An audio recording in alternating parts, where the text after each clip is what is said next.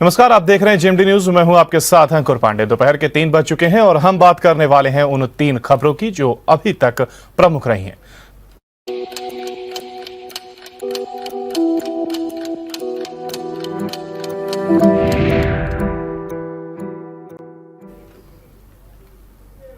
और खबरों की शुरुआत करते हैं पहली खबर के साथ। राष्ट्रीय राजधानी दिल्ली के जहांगीरपुरी में हनुमान जयंती के दिन हुए उपद्रव के मामले में भी अब बुलडोजर की एंट्री हो गई है। विपक्षी भारतीय जनता पार्टी के जहांगीरपुरी हिंसा के आरोपियों की ओर से कराए गए अवैध निर्माण पर बुलडोजर चलाने की मांग की गई है, जिसके बाद इस इलाके में 9 बुलडोजर पहुंचे और अतिक्रमण हटाने की कार्रवाई शुरू की गई। लेकिन इस बीच सुप्रीम कोर्ट ने बुलडोजर एक्शन पर रोक लगा दी, जिसके चलते एमसीडी ने कार्रवाई रोक दी। बता दें कि इस मामले में कल सुनवाई होगी और इस दौरान सुरक्षा के लिए दिल्ली पुलिस के जवान और पैरामिलिट्री तैनात की गई है। साथ ही ड्रोन कैमरे से पूरे इलाके में नजर रखी जा रही है। तो वहीं बात करते हैं दूसरी बड़ी खबर की। कोरोना के मामले एक बार फिर बढ़ने लगे हैं। बात करें अगर यूपी की, तो पिछले 24 घंटे में 163 मामले दर्ज किए गए हैं। एक्टिव केस बढ़कर 798 केस हो गए हैं और पिछले 24 घंटे में 55 लोग ठीक हुए हैं। बढ़ते मामलों को देखते हुए यूपी सरकार द्वारा गौतम बुद्ध नगर, गाजियाबाद, हापुड़, मेरठ, बुलंदशहर, बागपत में मास्क एक बार फिर से अनिवार्य कर दिया गया है। बढ़ते मामलों ने सरकार के माथे पर भी चिंता के बल दे दिए हैं। कोरोना मामलों में के प्रयास को देखते हुए सुप्रीम सीएम योगी की व्यवस्थाओं में कोई कोर कसर नहीं छोड़ना चाह रहे, जिसके चलते उन्होंने टीम 9 के साथ आज बैठक की और संबंधित अधिकारियों को जरूरी दिशा निर्देश भी दिए हैं ताकि स्थिति को अभी से काबू में पाया जा सके। वहीं अगर बात करें तीसरी खबर की, तो देखिए शाहजहांपुर में एक युवक ने अपनी पत्नी की सिलबट्टे से मुंह को कुचलकर हत्या कर दी है। वहीं गुमराह करने के लिए उसने घर में लूट और पत्नी की हत्या की सूचना पुलिस को दी थी, लेकिन पुलिस की सख्ती पर उसने सारा राज उगल दिया। दरअसल पूरा मामला सहरामऊ दक्षिणी थाना क्षेत्र के गांव चौहना का है और जहां एक युवक ने 2 शादी की थी और उसकी दूसरी पत्नी मां बनना चाहती थी, मगर पति इंकार करता रहा। दरअसल वह नहीं चाहता था कि पहली पत्नी के जो 2 बेटे हैं उनके हिस्से में जो संपत्ति है उसका कोई तीसरा हिस्सेदार बने, और इसी कलह में उसने पत्नी की सिलबट्टे से कुचलकर हत्या कर दी है। वहीं लूट का नाटक कर खुद ही पुलिस बुला ली, लेकिन वह सच को ज्यादा देर छिपा नहीं पाया और पुलिस ने उसे गिरफ्तार कर लिया है। तो ये 3 खबरें जिस पर हम प्रमुखता से बात करेंगे। और पहली खबर हमारी दिल्ली से है, जहां पर जिस पर हम बात कर रहे हैं कि किस तरीके से बुलडोजर की एंट्री हो गई है और अवैध अतिक्रमण हटाने को लेकर के दिल्ली में बुलडोजर की एंट्री हुई। लेकिन आपको बता दें कि 9 बुलडोजर जहांगीरपुरी हिंसा के आरोपियों की ओर से कराए गए अवैध निर्माण को हटाने पहुंचे थे और इसके बाद फिलहाल अभी कोर्ट ने इस पर रोक लगा दी है, जिसके बाद एमसीडी ने जो बुलडोजर है या अपनी कार्रवाई है उसको रोक लगा दी है और कल इस पर सुनवाई भी होगी। फिलहाल बताते चले मामले में कल यह सुनवाई होनी है और इस दौरान सुरक्षा के लिए दिल्ली पुलिस के जवान और पैरामिलिट्री की तैनाती की गई है। वहीं अगर ड्रोन की बात की जाए तो ड्रोन कैमरों से भी निगरानी की जा रही ताकि किसी भी प्रकार की हिंसा ना हो सके वहां पर। तो ये नजर रखी जा रही है और जो एमसीडी द्वारा कार्रवाई की जा रही थी फिलहाल उस पर भी ये रोक लगा दी गई है।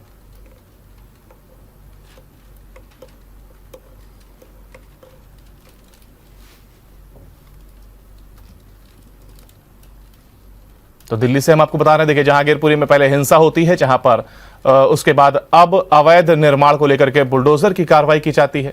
9 बुलडोजर मौके पर पहुंचते भी हैं, मगर सुप्रीम कोर्ट द्वारा इस पर रोक लगा दी जाती है और फिलहाल एमसीडी ने फिर इसके बाद से जो बुलडोजर थे उनके द्वारा की जा रही कार्रवाई को रोक दिया है और कल इस पर एक बार फिर सुनवाई होनी है। और इसी पर देखिए क्यों आखिर रोक लगी है, क्या कुछ रहा है, इसी पर विस्तार से चर्चा के लिए हमारे साथ वरिष्ठ पत्रकार डॉक्टर रमेश वर्मा हमारे साथ जुड़ गए। रमेश जी, आपसे जानना चाहेंगे सबसे पहले कि जिस तरीके की देखिए जहांगीरपुरी में पहले हिंसा होती है, इसके बाद तनाव, फिर पुलिस बल तैनात किया जाता है, मगर जब अवैध निर्माण की बात आती है तो अवैध निर्माण तो हटाया जाना स्वाभाविक है और इससे कहीं ना कहीं जनता को सुलभता होती है। तो ऐसे में अब इस कार्रवाई को रोक देना, आखिर क्यों ये कार्रवाई रोकी गई है, ये आपसे जानना चाहें। देखिए, बात ये है कि सामान्य दिनों में आप अवैध निर्माण हटाइए, जमीन चोरों के खिलाफ कार्रवाई कीजिए, अतिक्रमण हटाइए, और क्या ये पहली बार थोड़ी हो रहा है, ये बुलडोजर हमेशा चलता रहा है। हमारे जो कानपुर में तो इंक्रोचमेंट का ऐसा अभियान चला था जिसकी लोग कल्पना नहीं कर सकते। इस समय श्री प्रकाश जायसवाल मेयर थे, उनके ज़माने में पूरे शहर में बुलडोजर चला और अतिक्रमण मुक्त कानपुर को कर दिया गया था, इसमें दो राय नहीं है। तो समय समय पर बुलडोजर चलते हैं, लेकिन किसी किसी चीज़ की एक समय की भी ऐसी सामयिकता होती है जहाँ पर विवाद खड़ा हो जाता है। अब यहाँ पर जो बुलडोजर चला वो बुलडोजर इसलिए नहीं चला कि अवैध निर्माण है तो हमको गिराना है, बल्कि वहाँ पर एक हिंसा होती है, पत्थरबाजी होती है, दंगा की स्थिति पैदा होती है। और जो निर्णय लिया गया वो निर्णय ये लिया गया कि ये जो उपद्रवी हैं इनके अवैध निर्माणों को गिरा दिया गया है। तो चूंकि एक हिंसा और हिंसा से जुड़ा हुआ ये बुलडोजर है, इसलिए इस पर विवाद और सवाल खड़े हुए हैं और यही कारण है कि मामला सुप्रीम कोर्ट में गया और सुप्रीम कोर्ट ने उस पर रोक लगा दी। विवाद यही जानना चाहेंगे आखिर वो कौन से सवाल हैं जो खड़े हुए हैं, क्योंकि कहीं ना कहीं जब अगर वो आरोपी भी हैं और इसके बाद अवैध निर्माण भी है तो क्या गिराया जाना उचित नहीं है या समय उचित नहीं है? देखिए, वो एक दूसरी बात है गिराए, लेकिन जब भी कोई चीज़ गिराई जाती है या वो होता है तो उसकी एक प्रक्रिया होती है। जैसे वो प्रक्रिया क्या होती है कि आप संबंधित व्यक्ति को नोटिस दीजिए, उसको समय दीजिए, उससे कहिए कि आपने जो है ये अवैध निर्माण कर लिया है, अगर आप इतने दिनों तक अपना निर्माण स्वतः नहीं ढा देंगे तो हम फिर बुलडोजर लेकर के आकर के उसमें ढा देंगे। तो ये एक नोटिस होती है, इसकी प्रक्रिया होती है, समय दिया जाता।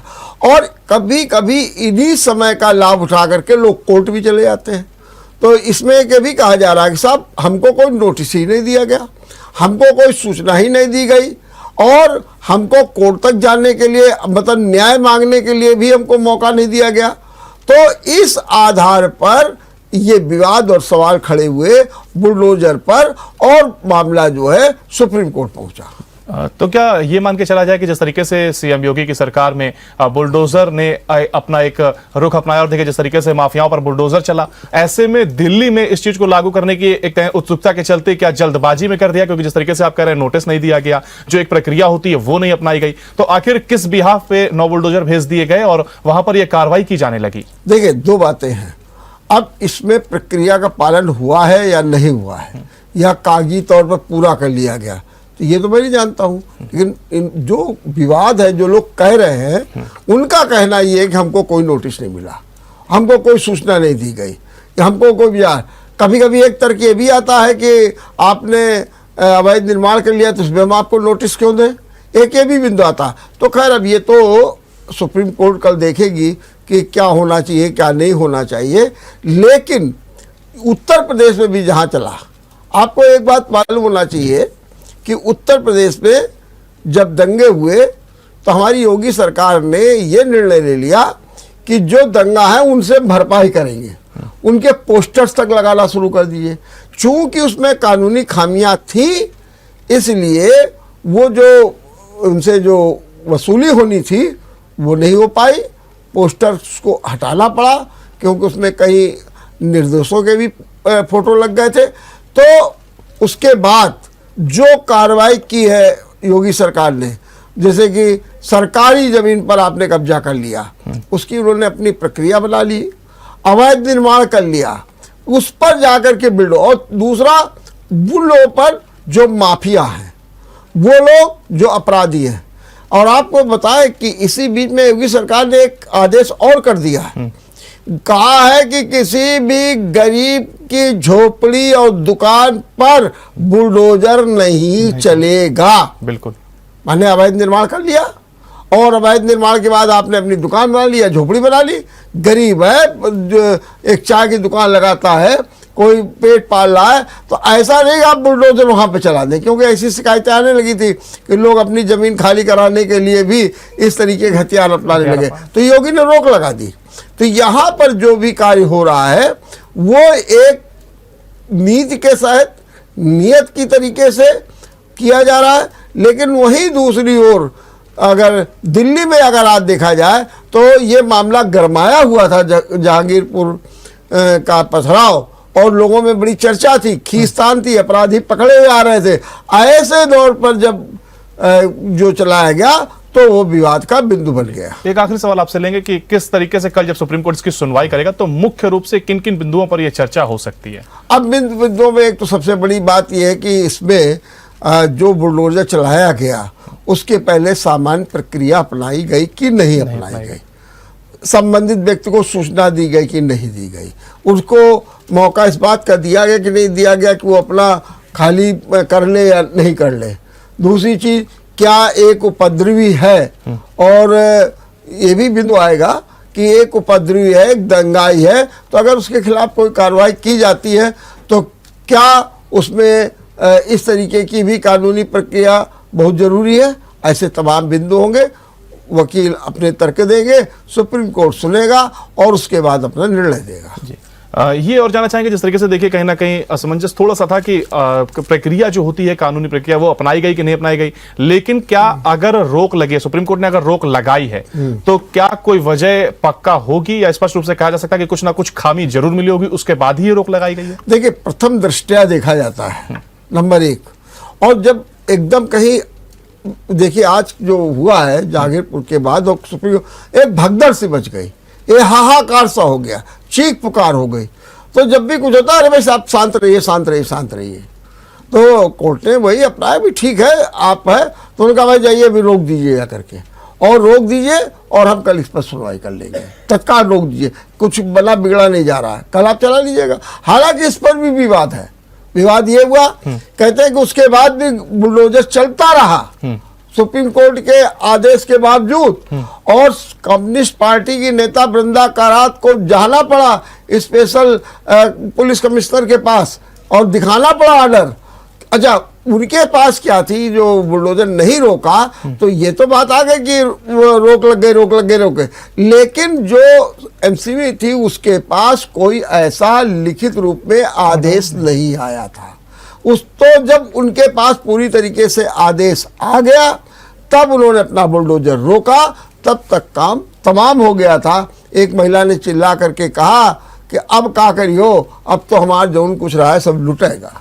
ये बात मतलब सबसे पहले ये होता है कि शांति बनाए रखी जाए, जांच तो होती रहेगी, तो पहले रोक लगा करके शांति व्यवस्था स्थापित की जाए। बहुत शुक्रिया हमारे पास साथ जुड़ने के लिए आपका और जानकारी साझा करने के लिए। तो देखिए ये थी बात किस तरीके से जो जहांगीरपुरी में हिंसा हुई, जिसके बाद बुलडोजर की एंट्री होती है और उसके बाद अब एक बार जो बुलडोजर कार्रवाई करने पहुंचे थे उन पर रोक लगा दी गई है और कल इस पर एक बार फिर सुनवाई होगी। बढ़ते अपनी दूसरी खबर की ओर। कोरोना के मामले एक बार फिर से बढ़ने लगे हैं। बात करें अगर यूपी की तो पिछले 24 घंटे में 163 मामले दर्ज किए गए हैं और एक्टिव केस बढ़कर 798 केस हो गए। 24 घंटे की अगर बात करें तो 55 लोग इसमें ठीक भी हुए हैं और बढ़ते मामलों को देखते हुए यूपी सरकार ने गौतम बुद्ध नगर, गाजियाबाद, हापुड़, मेरठ, बुलंदशहर और बागपत में मास्क एक बार फिर अनिवार्य कर दिया है और इसी पर अब हम चर्चा करेंगे। हमारे साथ हमारे सहयोगी आनंद हमारे साथ लखनऊ से जुड़ गए। आनंद, एक बार फिर सीएम योगी ने मास्क को अनिवार्य कर दिया है, इसको किस तरीके से वहां पर लिया जा रहा है और जनता कितनी जागरूक नजर आ रही है या उसको इस बात से अभी वो अनभिज्ञ है कि मास्क एक बार फिर अलाउ कर दिए गए हैं और जो सैनिटाइजर और कहें 2 गज की दूरी एक बार फिर से अपनाना पड़ेगा अगर इस कोरोना महामारी को हराना है? जी हाँ, आपको बता दें कि जहां पर यूपी के उत्तर प्रदेश की योगी मुख्यमंत्री जी लगातार टीम 9 के साथ बैठक कर रहे हैं और कोरोना को लेकर के पूरी तरह से उत्तर प्रदेश में सभी अधिकारियों को सतर्क कर दिया गया है कि और जो मास्क लगाने की बात कही जा रही है कि मास्क अनिवार्य कर दिया गया, उसी को लेकर के टीम 9 के साथ बैठक करके आदेशित किया कि तत्काल प्रभाव से कि मास्क को जो लगाया अनिवार्य है और अधिकारियों को सख्त हिदायत दी गई कि मास्क जगह जगह पर आप पहने। पुलिस विभाग और भी लोगों को जैसे कि आग्रह भी कर रहे हैं कि मास्क जरूर से जरूर पहने, पर कहीं ना कहीं मास्क की जो पहनने की परंपरा मतलब है कि वो लोग अभी अनभिज्ञ हैं और उनके अंदर जो डर पहले वाला था वो कुछ नहीं कम दिख रहा है, तो मास्क कहीं ना अभी कम। मगर फिलहाल जो आदेश हुआ है तत्काल उसको प्रशासन पूरी तरह से गंभीरता से लेते हुए उसको लगाने के लिए जो लोगों को जा रहा है और लगाने के लिए आग्रह करा। यहाँ की प्रमुख जगहें जहाँ मानी जाती है कि जैसे रोडवेज, बस स्टैंड और भी ऐसी अन्य जगहें हैं जहाँ पर प्रशासन पूरी तरह से सक्रिय है और लोगों के बाजार हो गए, मार्केट हो गए, इन पर भी पुलिस प्रशासन द्वारा लोगों को जागरूक किया जा रहा है कि मास्क को 24 घंटा अनिवार्य किया जाए और 24 घंटा पहने, मतलब जब तक बाहर रहे या सोशल डिस्टेंसिंग की बात की जाए, जो सोशल डिस्टेंसिंग कर रहे हैं पूरी तरह से पालन करने के लिए पूरी उत्तर प्रदेश सरकार लोगों से आग्रह कर रही है।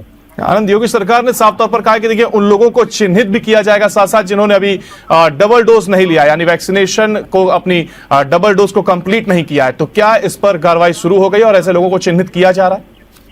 जी हाँ, पूरी तरह से अगर जिन्होंने डबल डोज नहीं लिया उनको भी चिन्हित किया जा रहा है और वैक्सीन लगाने पे पूरी तरह से और तेजी लाई जाए। ऐसे में योगी सरकार ने 9 टीम के साथ बैठक कर आदेश किया है कि जो लोग पहली डोज लिए हैं, दूसरी नहीं लिए, उनको भी चिन्हित कर डोज दी जाए और जो छोटे बच्चों के लिए डोज आई थी उनको भी लगातार स्कूलों में जाकर के जागृत करें और बच्चों को डोज लगवाएं। पूरी तरह से पूरी टीम 11 जो बैठ रही 9 के साथ, उसमें आदेशित योगी आदित्यनाथ लगातार कर रहे हैं। उनको चिन्हित करके जो दूसरी डोज लिए उनको भी लगाई जाए और सरकारी अस्पतालों में आदेश कर दिया गया है, मुख्य चिकित्सा अधिकारियों को भी आदेशित किया गया जिलों के कि डबल डोज जल्द से जल्द ज्यादा तेजी से लगाई जाए, जिसको पूरी सतर्कता बरती जाए। इसके लिए भी आदेशित किया गया है क्योंकि ये जो कोविड की जैसे दिल्ली में पूरी तरह से मतलब बढ़ रहा है, उसको देखते हुए कि उत्तर प्रदेश में हाई अलर्ट मोड पे रख दिया गया है। उत्तर प्रदेश को हाई अलर्ट में लगा दिया गया है कि पूरी तरह से सक्रिय की जाए, बाहर से आने वालों लोगों की भी जांच की जाए, जो बाहर से आ रहे हैं और जो यूपी में है उनकी भी जांच की जाए। जिस तरह से अभी कल ही निकले थे लोहिया मेमोरियल कॉलेज में बच्चे, उसके बाद 10 बच्चे निकले, स्टाफ 7 निकला, लगभग 17 लोग निकले। इसके बाद और भी लखनऊ को अगर बात की जाए, लखनऊ में भी हाई अलर्ट पूरी तरह से, जिला अधिकारी एक्टिव हैं, पुलिस कमिश्नर यहाँ के एक्टिव हैं, पुलिस प्रशासन पूरी तरह से एक्टिव, और जिलों के लिए भी आदेशित किया गया है कि मुख्य चिकित्सा अधिकारी पूरी तरह से हर सरकारी स्कूलों का, सरकारी जो संस्थान हॉस्पिटल है, सामुदायिक स्वास्थ्य केंद्र है, उनको भी लगातार आदेश किया जा रहा है कि बूस्टर डोज के बारे में बताएं। बूस्टर डोज को लेकर के क्या कुछ व्यवस्था है? जो लोग फुली वैक्सीनेटेड है और 9 महीने हो गए उनको, तो क्या बूस्टर डोज की क्या व्यवस्था है और किनको प्राथमिकता दी जा रही है? जी, अभी जैसा की बात करें अगर बूस्टर डोज की, जो सरकारी कर्मचारी, सफाई कर्मचारी थे सरकारी, और जो बुजुर्ग हैं 50-60 के ऊपर, उनके लिए प्राथमिकता दी जा रही है कि उनको पहले डोज दी जाए, क्योंकि यंग में अभी इम्यूनिटी सिस्टम कुछ न कहीं बरकरार है। मगर जो सरकारी कर्मचारी हैं, जो लोगों को बीच जाते हैं, जो लगभग लगातार लगे रहते हैं, ज्यादातर उनको सफाई कर्मी को और बुजुर्गों को प्राथमिकता दी जा रही है कि जो बुजुर्ग हैं 50 के ऊपर हैं, उनको बूस्टर बहुत जल्द चिन्हित कर जल्दी से जल्दी लगवाया जाए, क्योंकि इन लोगों को ज्यादा संक्रमण फैलने की ज्यादा चांसेस होते हैं। इन लोगों के जो सरकारी कर्मचारी जैसे सफाई कर्मी हो गए और भी अन्य लोग, मेडिकल के लोग हो गए, इन लोगों को ज्यादा प्राथमिकता दी जा रही है, क्योंकि इन लोगों को पर लोगों के बीच में जाना होता है। अगर किसी को कोविड है, वहां भी लगभग सरकारी कर्मचारी ही पहुंचते हैं, क्योंकि लोगों के बहुत दूर होता है, और जो 50 के ऊपर उनको भी। आनंद, जिस तरीके से देखिए एक बार फिर मास्क अनिवार्य हो गया है, यानी कह सकते हैं कि मास्क हमारी जीवन शैली का हिस्सा बनता जा रहा है। ऐसे में लोगों का क्या कुछ कहना है, वो इस फैसले को किस तरीके से ले रहे हैं? क्योंकि पहले भी जब मास्क अनिवार्य हुआ तो लोग इसमें कहीं ना कहीं हिलावाली करते दिखाई दिए और उसका नतीजा था कि रोज आंकड़े बढ़ते नजर आ रहे थे। अब जब एक बार फिर कोरोना महामारी को काबू में करने के लिए फैसला लिया गया है, मास्क को लेकर के बोला गया कि कम से कम सार्वजनिक जगहों पर तो मास्क पहने, तो ऐसे में लोगों के क्या कुछ रिएक्शन सामने आए हैं? जी, आपको बता के लोगों को साफ तौर से कहना है कि जिस तरह से बढ़ रहा कोरोना, मास्क तो जीवन का एक हिस्सा बन गया है, क्योंकि अब मास्क अगर नहीं लगाते हैं तो सरकार कार्रवाई करती है। बिल्कुल। दूसरी ये बीमारी अगर, क्योंकि सरकार ने साफ आदेशित किया, अगर मास्क नहीं लगाएंगे तो उनके भी ऊपर कार्रवाई होगी, पर उनके अंदर भी जो डर है लोगों के अंदर कि अगर हम मास्क नहीं लगाते हैं तो ये जो बीमारी है, क्योंकि इस बीमारी का कोई तो अता पता तो है नहीं, कब आ जाती है, कहाँ से आती है, और आदमी इसमें जान भी जाने खतरा, इससे डरा भी हुआ आदमी है, क्योंकि तो इसलिए मास्क तो कहता है लगाएंगे ही, मास्क मजबूरी हो गई है मास्क लगाना। बहुत शुक्रिया आनंद, आपका हमारे साथ जुड़ने के लिए। देखिए आनंद चौहान को आपने सुना, जिन्होंने बताया कि क्या कुछ तैयारियां की गई हैं कोरोना को काबू में करने के लिए, और एक बार फिर से मास्क और सैनिटाइजर और 2 गज की दूरी अनिवार्य कर दी गई। कम से कम सार्वजनिक जगहों पर तो इन बातों का ख्याल रखा जाए, इस तरीके के कड़े निर्देश दे दिए गए हैं। वहीं हमने देखिए बात करी जहांगीरपुरी हिंसा को लेकर के, एक बार बुलडोजर की एंट्री होती है, वहीं अब एक बार बात करी कोरोना महामारी की, और अब आते हैं अपनी तीसरी खबर पर, जो शाहजहांपुर से है। और शाहजहांपुर में एक युवक ने अपनी पत्नी की सिलबट्टे से मुंह कुचलकर हत्या कर दी। वहीं गुमराह करने के लिए उसने घर में लूट और पत्नी की हत्या की सूचना पुलिस को दी थी, लेकिन पुलिस की सख्ती पर उसने सारा राज उगल दिया। दरअसल पूरा मामला एक बार आपको बताते हैं तो सहरामऊ दक्षिणी थाना क्षेत्र के गांव चौहनापुर का है, जहां पर एक युवक ने 2 शादियां की थी। उसकी दूसरी पत्नी मां बनना चाहती थी, मगर पति इंकार करता रहा। दरअसल वह नहीं चाहता था कि पहली पत्नी के जो 2 बेटों के हिस्से में संपत्ति का जो मालिक है वो तीसरा हिस्सेदार कोई आए, और इसी के चलते वो ये नहीं चाहता था कि जो उसकी दूसरी पत्नी है वो मां बने, और इसी कलह में उसने पत्नी की सिलबट्टे से कुचलकर हत्या कर दी है। वहीं लूट का नाटक कर खुद ही पुलिस बुला ली, लेकिन वह सच को ज्यादा देर छिपा नहीं सका और पुलिस ने उसे गिरफ्तार कर लिया। और इसी पर हमारे साथ हमारे सहयोगी अभिषेक सक्सेना हमारे साथ लाइव जुड़ गए। अभिषेक, देखिए, दूसरी पत्नी की सिलबट्टे से कुचलकर हत्या कर दी जाती है, इस पर क्या कुछ अपडेट अभी तक आपके पास है? एक बार पूरी खबर को विस्तार से बताएं। जी बिल्कुल, आपको बताना चाहेंगे, ये जो हरिकांत त्रिपाठी है, इसकी पहले भी शादी हो चुकी थी और इसकी पत्नी की 2020 में संदिग्ध परिस्थिति में मौत हो गई थी। उसके बाद इसने पिंकी से दोबारा शादी की थी। उसके बाद लगातार ये उसके साथ फरीदाबाद में रह रहा है। उसमें बताना चाहेंगे, हरिकांत त्रिपाठी का दिल्ली में भी काम है और लड़की का जो घर है वो थाना रामपुर के मिलन में पड़ता है। आज भी इसी बीच इनकी शादी हो गई थी, लगातार ये रह रहा था। घटना से एक दिन पहले ये लोग पूर्णागिरी गए थे। पूर्णागिरी की बात वापस आने के बाद शाम को की ये घटना बताई जा रही है, जहां पे हरिकांत त्रिपाठी ने सिलबट्टे से अपनी पत्नी को मुंह कुचल के हत्या कर दी। जी, जिस महिला की हत्या की गई है, अब उनके घर वालों का क्या कुछ कहना है? क्या उन्हें कुछ ऐसे संकेत मिलते थे कि क्या युवक इस प्रवृत्ति का भी हो सकता है, या उनकी अब क्या कुछ मांग है पुलिस से या फिर प्रशासन से?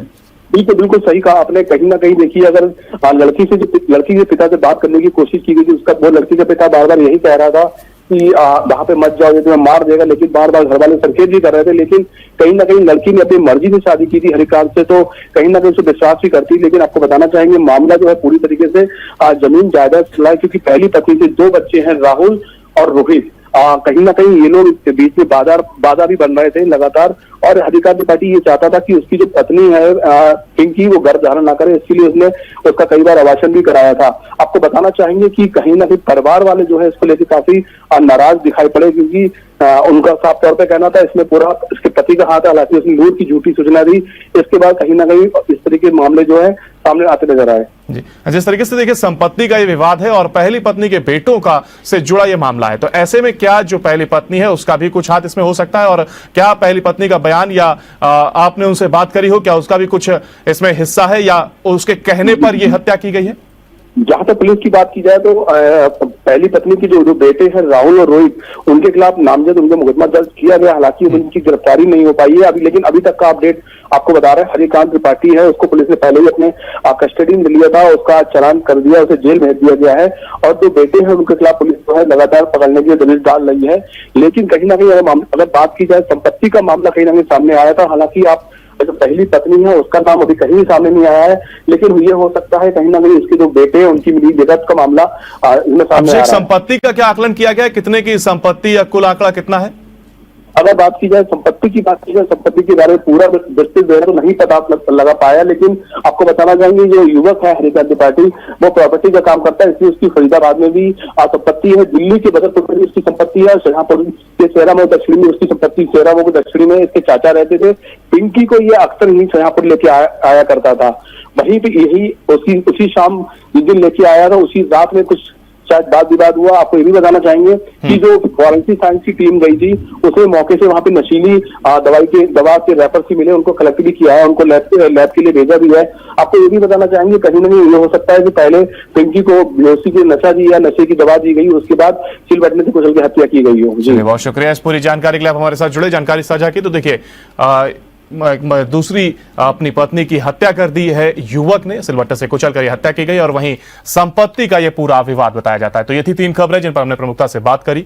फिलहाल हमारे इस कार्यक्रम 3 बजे 3 खबर में इतना ही। बाकी की तमाम जानकारियों के लिए आप बन रहिए जेएमडी न्यूज के साथ। नमस्कार। जाने माने कभी कुमार विश्वास आज बिफर गए,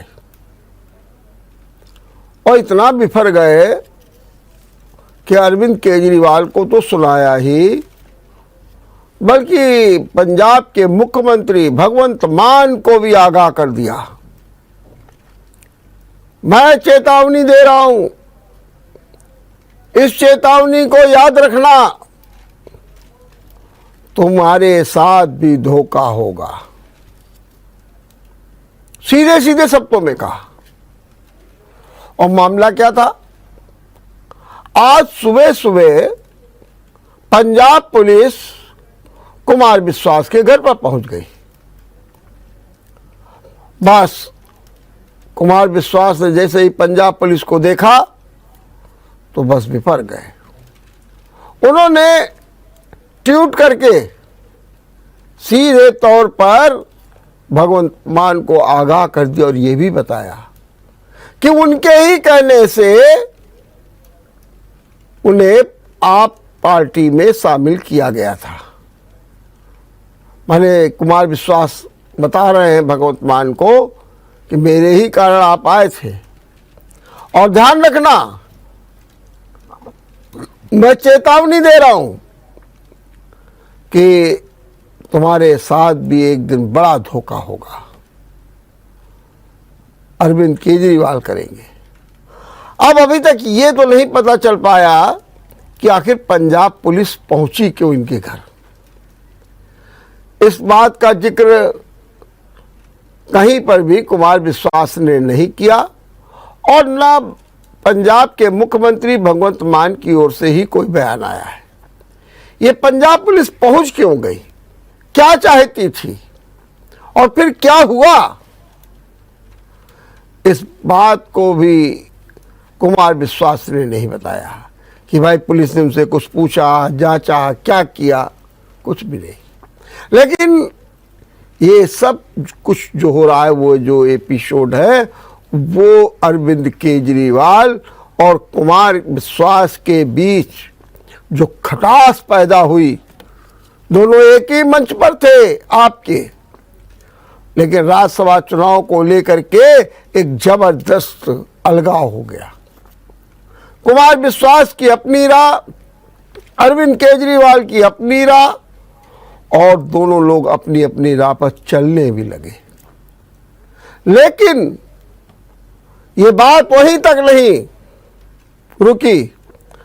कुमार विश्वास समय समय पर अरविंद केजरीवाल पर हल्ला बोलते रहे, हमला करते रहे, और हाल में तो उन्होंने एक ऐसा प्रकरण सुना करके अरविंद केजरीवाल को आतंकवाद के जो है घेरे में खड़ा कर दिया। इसका जवाब दिया अरविंद केजरीवाल ने। मामला तो ये तक था कि गृह मंत्रालय तक पहुंच गया था, जांच कराने की बात हो गई थी, लेकिन उसके बाद जो कुमार विश्वास हैं उन्हें विशेष सुरक्षा भी केंद्र सरकार की ओर से प्रदान कर दी गई थी, जेट सुरक्षा। क्योंकि जिस तरीके से धमकियां, चेतावनियां या जो केंद्र सरकार के पास जो रिपोर्ट थी उसके अनुसार पे उनको सुरक्षा प्रदान कर दी गई। लेकिन आज पंजाब पुलिस के उनके घर पहुंचने से एक नया बखेड़ा खड़ा हो गया है। अब देखना है कि ये पुलिस क्यों गई थी और इसका क्या हुआ।